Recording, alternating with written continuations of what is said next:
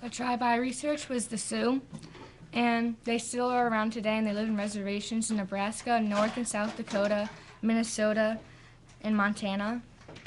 An interesting fact about the Sioux is that when a warrior died, they would place their favorite horse, their head and the tail, their favorite horse, next to their grave so it could continue with him into the afterlife. My story is how the rabbit lost his tail.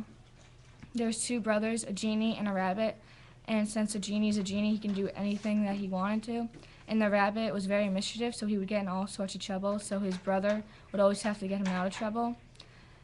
And one day, the rabbit, when he was old enough, wanted to explore the world, and his brother told him that if he needed any help, just to call him and he will help him. So on his first day of the rabbit's journey, he came across a giant, and he wanted to see how tall the giant was. And the giant was sleeping, so he woke him up. And the giant threatened to eat the rabbit unless he could throw a hammer over the tree. And since the rabbit was so small, he couldn't, so he called his brother. But the giant got so afraid he let the rabbit go.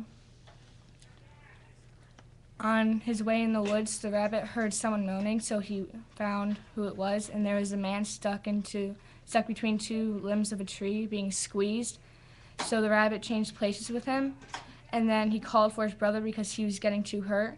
And so his brother went to go get the man and put him back into the tree and take his brother out.